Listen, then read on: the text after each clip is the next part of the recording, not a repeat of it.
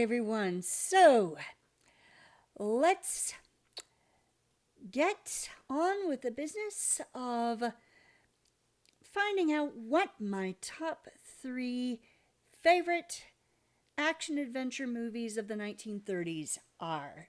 So,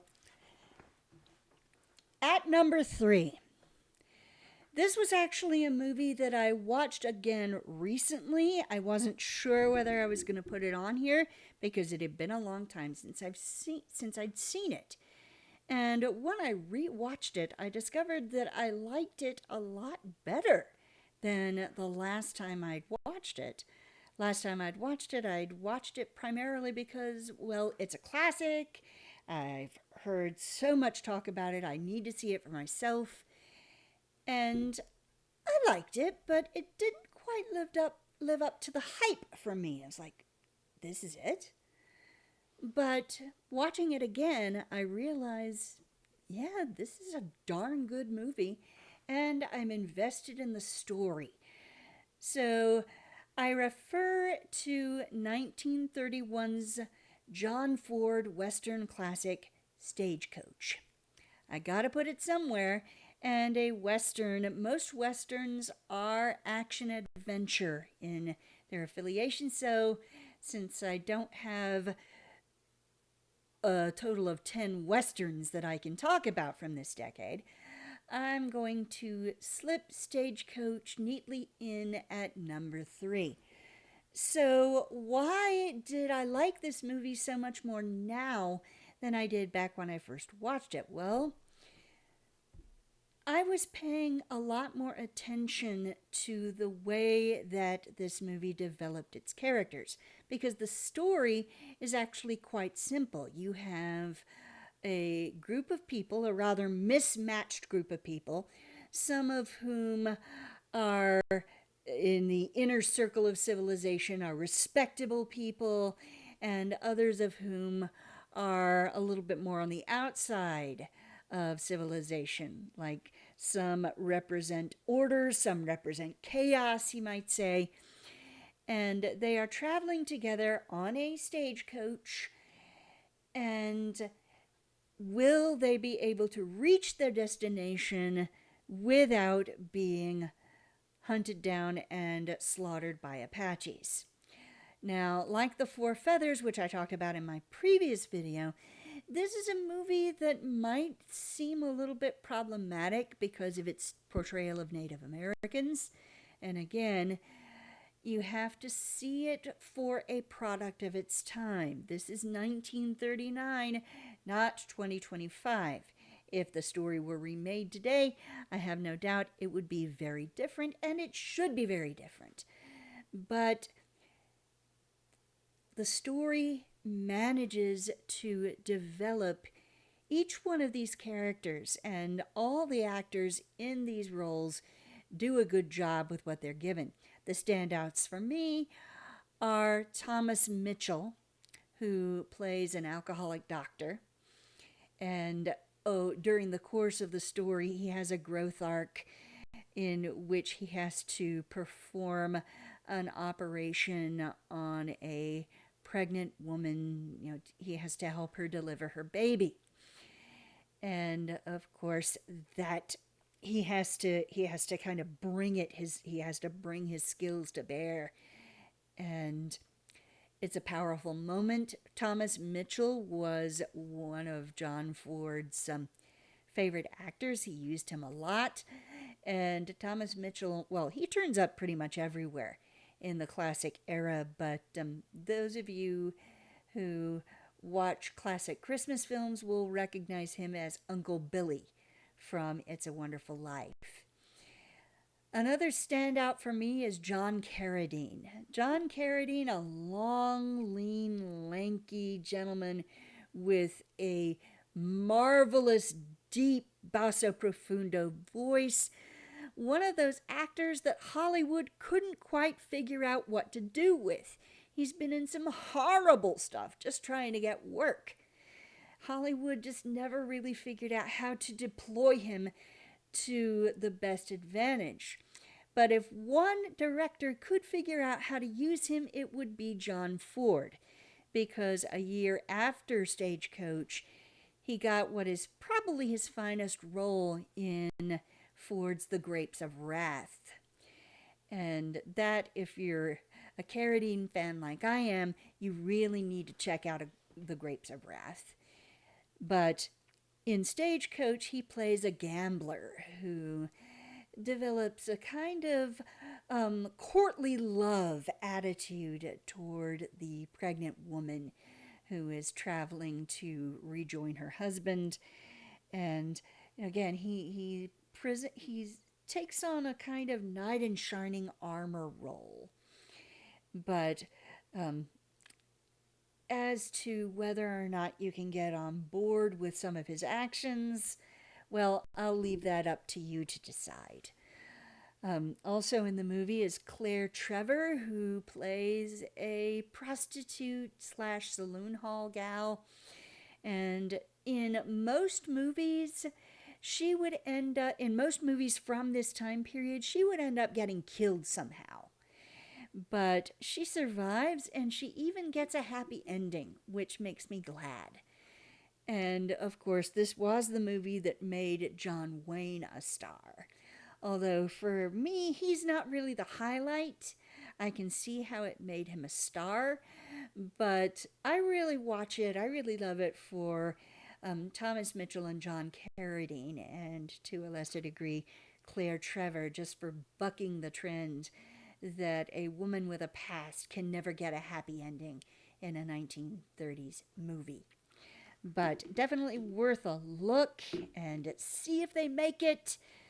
It's available for free on Amazon Prime, or at least it was last time I checked. I think it might be on YouTube as well. At number 2 is the movie that made Errol Flynn a star, 1935's Captain Blood. This was another one that I saw, I think about 3 years ago. My husband and I watched it, and I hadn't seen it in a while. And I believe that what I saw the first time I watched it was an abridged version. Because when I rewatched it 3 years ago, I was like, my God, this is so much better than I remember it being. So, Errol Flynn plays a doctor who mistakenly patches up the wounds of an enemy of the king, and as a result, he ends up being shipped off to Jamaica into exile. And he and some of his friends escape and become a crew of a pirate ship. So you get lots of swashbuckling adventure. You get Basil Rathbone as Flynn's rival. And you get Olivia de Havilland playing his love interest. And this was their first pairing. I'm going to talk about another film that pairs them in a couple of minutes. But I do like Olivia de Havilland's character in this movie. She is a bit of a damsel in distress, but she has a lot of spirit, and she's even a more active participant than a lot of ladies in these action adventure films got to be. So she's part damsel, part heroine, you might say. And she and Flynn have off the charts chemistry. So Captain Blood, definitely check it out. Track it down, and then you'll kind of see how they may, if you want to see a movie that pretty much encapsulates how they made action adventure movies at this time, that will provide you with a kind of nutshell example.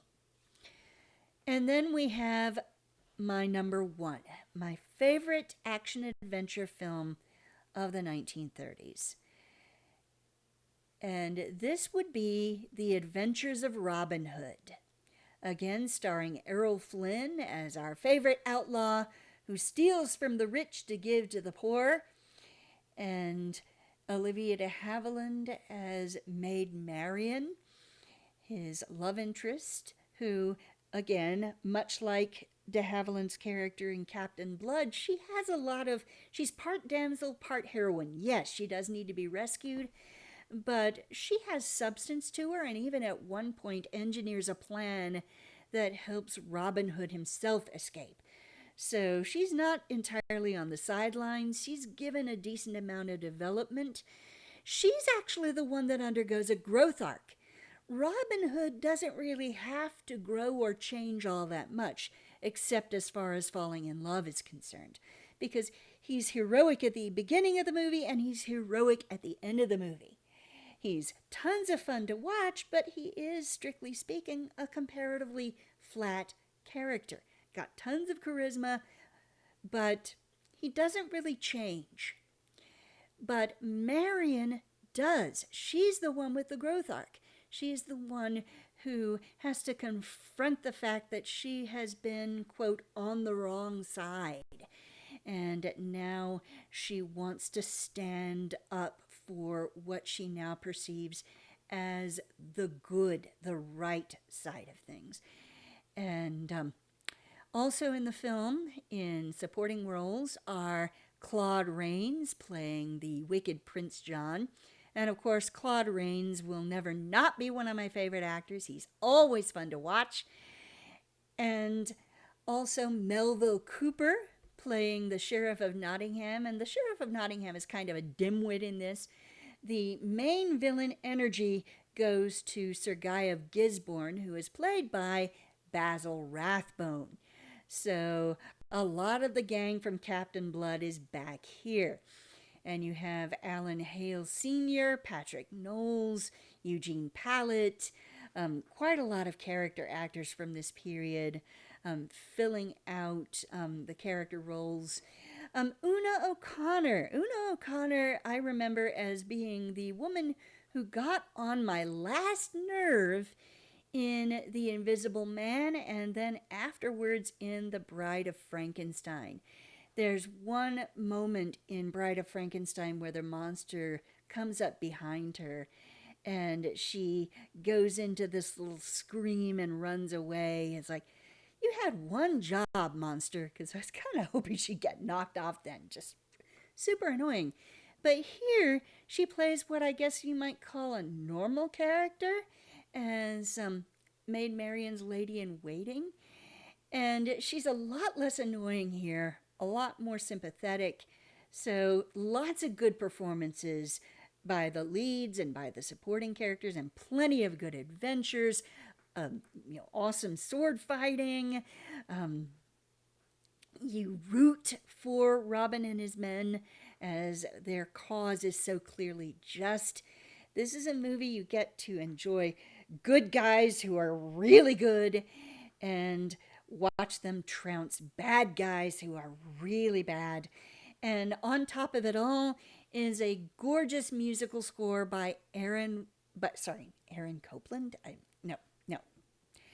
Eric Wolfgang Korngold wrote some of the most gorgeous scores for movies in the 1930s, and this is one of his best.